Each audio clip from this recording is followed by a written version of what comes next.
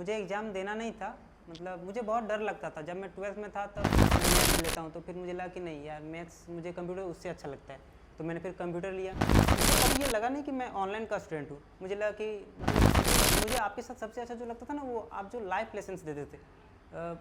मैंने मतलब मुझे बहुत अच्छा लगता था। आप मुझे उतना सिखा दिए जितना मैं कई साल आगे जाके सीखा। लास्ट क्लास में तो आपने टेस्ट ऐसा कर दिया कि लगता ही नहीं था कि सिलेक्शन होगा। पढ़ा था इंटरनेट पे कि don't compare yourself with others, no one can play your role better than you. बाद में 10th में सेकंड करने के बाद उनसे बोला पापा आप पढ़ा सकते हैं। हम भी इंटर किए हुए हैं, लेकिन कैसे किए थे इंटर लास्ट हम ही जानते हैं। उस टाइम बोला पापा अगर प्राइवेट कॉलेज जाते हैं तो आप अवेलेबल नहीं दे पाएंगे। तो साल में 2 बार 3 बार हमको दिखाते थे, बोल सर देखिए ऐसे ऐसे पढ़ा रहे हैं, ऐसे पढ़ाते। हम लोग बैठते, हमारी वाइफ थी, ये था, एक छोटा लड़का भी है, वो भी देखे, हमको अच्छा लगा।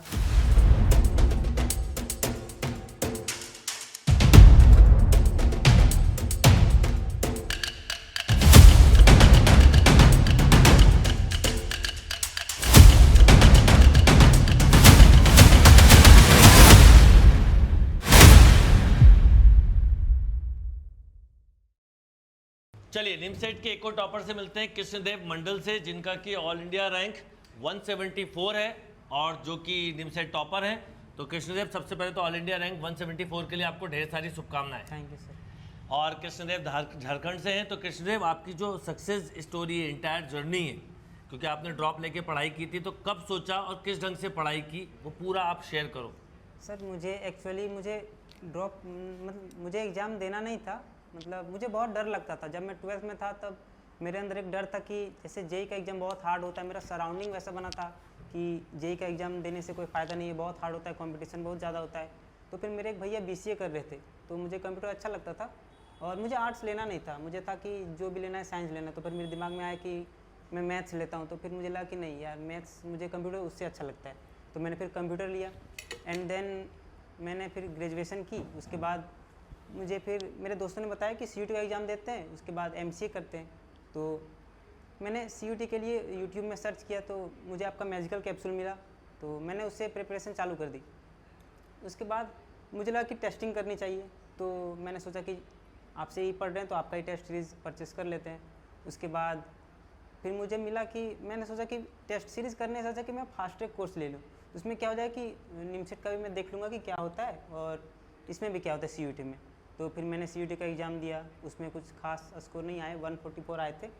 और जिसमें यह था कि बीएचयू मुझे मिला था, पर मैंने उसका रजिस्ट्रेशन फॉर्म स्पोर्ट राउंड पर भरा नहीं था, तो जो भी हुआ अच्छा हुआ। और फिर उसके बाद मैंने निमसेट का एग्ज़ाम दिया।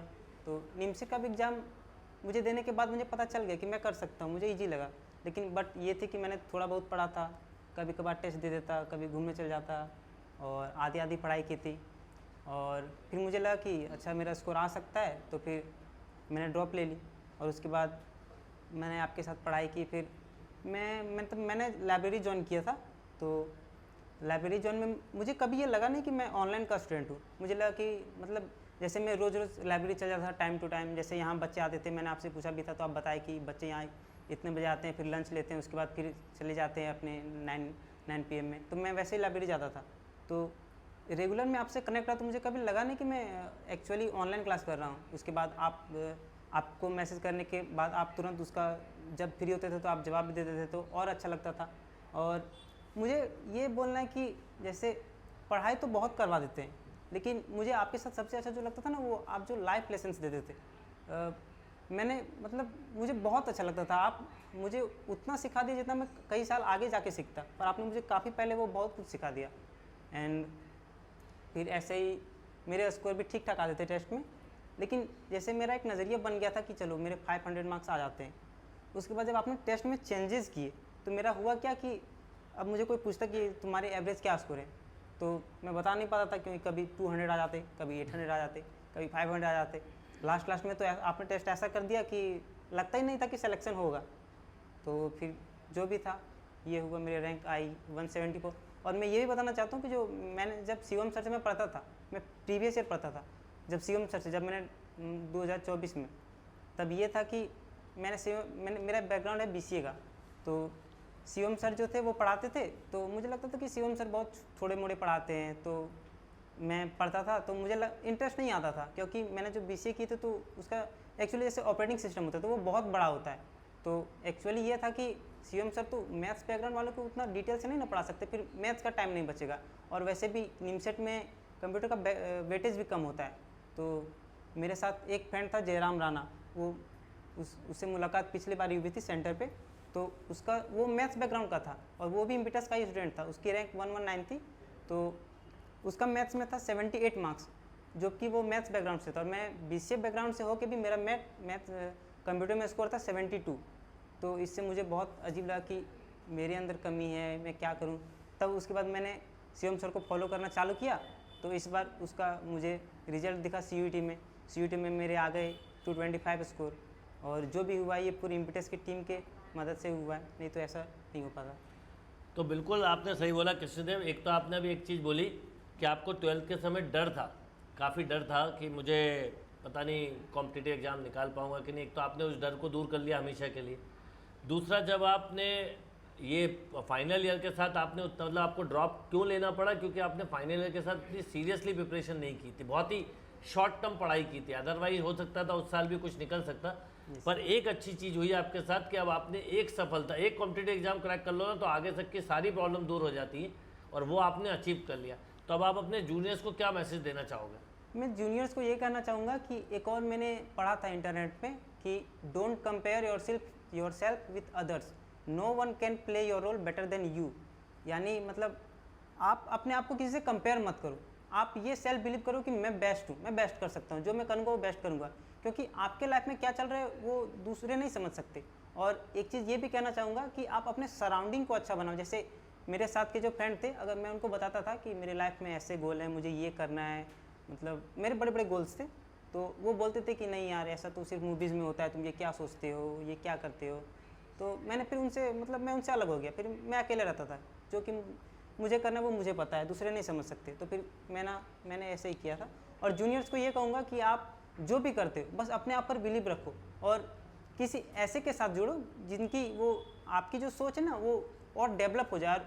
आप ये देखो कि जैसे आपके जो गाइडर है वो जो भी हो, ठीक है, बस आपको उन पर बिलीव रखना है कि जो भी करेंगे वो बेस्ट करेंगे, और आपको भी अपने ऊपर बिलीव रखना कि जो मैं करूँगा वो बेस्ट करूँगा। आप रोज़ सुबह बोलो कि आई एम द बेस्ट। जो सर हमें रोज़ सिखाते थे, रोज़ हमें सर ये बताते थे, ये रोज़ बुलवाते थे कि आप बेस्ट हो, मेडिटेशन करवाते थे, और ये बोलते थे कि I am the topper, I achieve all India rank 1। जबकि हाँ, भले ही हमारी रैंक उतनी नहीं आ सकती, किसी एक की 1 आ सकती, लेकिन हम उस लेवल की मेहनत और तैयारी कर सकते हैं। बिल्कुल सही बात बोली कि हम जब बड़े सपने देखते हैं और हम अगर बड़े सपने किसी से शेयर करते हैं और वो बोलता है कि नहीं तुम ये नहीं कर सकते, तो आपको बिल्कुल बदल लेना चाहिए अपनी सराउंडिंग, क्योंकि आप जो सोचते हो उससे ऊपर कोई बढ़ा सकता है तो अच्छा आपके लिए, नहीं तो सब बेकार है। तो काफ़ी सारी चीज़ें एक साल में आपने सीखी, और मैं इसलिए ही बोलता हूँ कि इम्पिटस में केवल मैथ्स नहीं सीखोगे, रीजनिंग, कंप्यूटर, इंग्लिश नहीं सीखोगे, लाइफ लेसन सीखोगे जो आपने सीखा। आपके साथ पापा आए हुए तो मैं चाहूँगा उनको भी बुलाते हैं और वो भी अपने कुछ एक्सपीरियंस शेयर करेंगे, प्लीज़। जी, सबसे पहले तो आपको बहुत बहुत बधाई कृष्णदेव की इतनी अच्छी रैंक के लिए। तो क्या कहना चाहेंगे आप कृष्णदेव के लिए? कहना क्या चाहेंगे, आज से नहीं, ये बचपन से इसका सोच रहा है जी, जब से 4 साल से स्कूल गया जी, और कोई ऐसा क्लास नहीं है कि इसने फर्स्ट नहीं किया। ओके, ठीक है, एक बार कॉलेज में सेकंड किया था तो बोला एक गर्ल्स किया था। मैंने इसको पूछा, गर्ल्स तुमसे आगे है, तुम क्या करते? सबसे मेन पहले तो इसको, मेरा छोटा भाई है, पारा टीचर हैं, उनको स्टडी 10th तक तो दिए, बहुत अच्छा पढ़ाई की। बाद में 10th में सेकंड करने के बाद उनसे बोला पापा आप पढ़ा सकते हैं? हम लोग किसान वर्ग का आदमी हैं, हम एक टाइल्स कारीगर हैं जी, हमारी टाइल्स का काम करते हैं जी।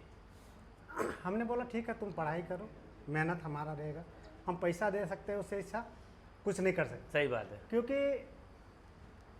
हम भी इंटर किए हुए हैं, लेकिन कैसे किए थे इंटर लास्ट हम ही जानते हैं। उस टाइम झारखंड की स्थिति क्या थी, हमारे घर से कुछ नहीं मिला था, फिर भी मैंने 2 साल हजारीबाग में क्लास करके इंटर छोड़ दिए, फिर महाराष्ट्र चला गया। वो स्थिति में हमने अपने गार्जियन को मैं कहना चाहता हूँ कि बच्चे को जहाँ तक जाना है आप भेजने का कोशिश करें। और मेरा बच्चा हमसे यही पूछा कि पापा आप पढ़ा सकते हैं। हम बोले बेटा तुम्हारे लिए मैं कुछ भी करने के लिए तैयार हूँ। और अगले साल ड्रॉप लेने के बाद हमने पूछा तुम ड्रॉप क्यों लिया? बोला पापा अगर प्राइवेट कॉलेज जाते हैं तो आप अवेलेबल नहीं दे पाएंगे। हम बोले ठीक है तो तुम्हारा इच्छा।